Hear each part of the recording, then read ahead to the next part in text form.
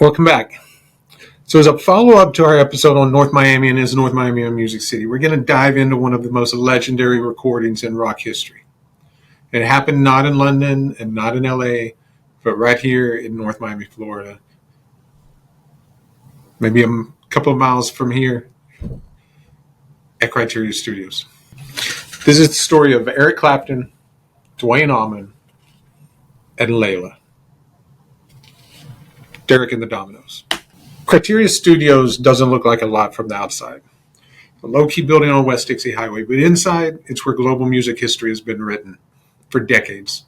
Aretha Franklin, James Brown, the Bee Gees, Fleetwood Mac, the Eagles, they've all recorded here. And in 1970, with his new band Derek and the Dominoes, the word was not out yet that Eric was Derek, or Derek was Eric, I can't remember which one it was. But they came here with producer Tom Dowd to work on what would become Layla and Other Assorted Love Songs. You see, Eric Clapton was in love with George Harrison's wife, Pattie Boyd, and had written the suite of music for her. Now, at the same time, the Allman Brothers, they were breaking out of the South. Duane Allman was already, a superstar and super respected for he had just this searing slide guitar. And they were in town playing shows. Now, I think that I said in maybe one of the introductory episode of the podcast, I mentioned a little bit of the story. I may have said that Clapton saw them at a show in Miami Beach, and that's not the case. And I have Eric Clapton. He has 2 pages in his biography about this time, and according to his biography, the Allman Brothers were playing in Coconut Grove, but that's where they met. And Tom Dowd, and he does say in here, Tom Dowd took Eric to see the Allman Brothers live in the Grove, and they met backstage. So what followed was magic. They joined the sessions at Criteria, and that meeting changed rock history. Eric talks a little bit in the book about how playing with Duane was like finding that brother that had never knew that he needed. Eric knew Jimi Hendrix, but Jimmy was, he was a lone guy.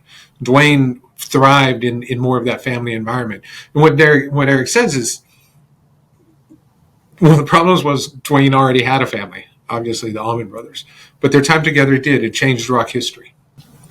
And so when they got in Criteria, they built something new. Their guitars just meshed and intertwined together. Clapton with his blues lines and Duane with that slide. And so that track, Layla, it captures that obsession that Clapton had with Pattie Boyd. And it kind of ends with this hopeful piano melody with Duane just bringing that slide guitar in that gives it sort of this haunting edge to it. That piano coda by Jim Gordon. That came later. That had been recorded separately, and it was all stitched together at the end. But again, that ability to have that creative environment that Criteria offered, just helped create that magic. So it's not just the artists getting together, but it's that place that they get together. It's the places where they engage. It's the places where they meet. And Miami gave them that space for all those different elements. Far away from the spotlight of London, far away from the spotlight of LA or New York, just a place that they were free to experiment and free to take risks. When we talk about economic development here at Business Flair, we talk about it as what we want to do is help places, help cities, help our clients create a place people want to be, and for whatever they want to do. And one of the things that we say, there is a place that people can create and innovate. Well, that's what we're talking about here. And you want to create these places where people can engage, and people that might not otherwise meet each other can have this collision. It's a collision theory of economic development. And out of that comes innovation and magic. Now, is it likely that at some point Eric Clapton and Duane Allman would have met? Probably. They're both superstar guitarists, and they're musicians. They're in similar genres. So at some point they might have crossed paths. But it might have been at a Grammys. Who knows where it might have been. what Miami created for them with the studio, with the venue in Coconut Grove where the Allman Brothers were playing, and just that lightning in a bottle stroke of luck of timing, they met in the right way that sparked that creative energy. That's what we're looking for when we talk about innovation districts. That's why we create third places, is so that you have these places where people that wouldn't otherwise meet can meet, or where they get the timing right, where all of a sudden this amazing creativity and innovation and entrepreneurship comes out of it.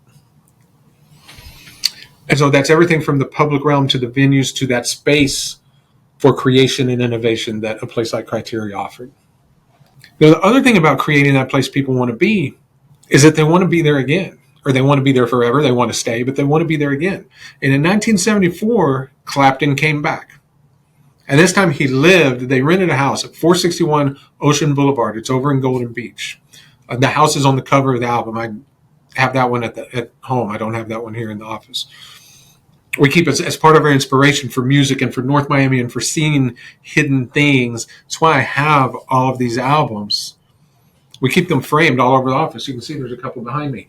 Not all of those were recorded here at Criteria, but some of them were. And in the other room, all of the albums on the wall were recorded here, just to be that reminder to look for the hidden things, and that every place always has a story. And it reminds us that you can't just tell that story, as we said in the main episode. You have to have the will to own it and unleash it.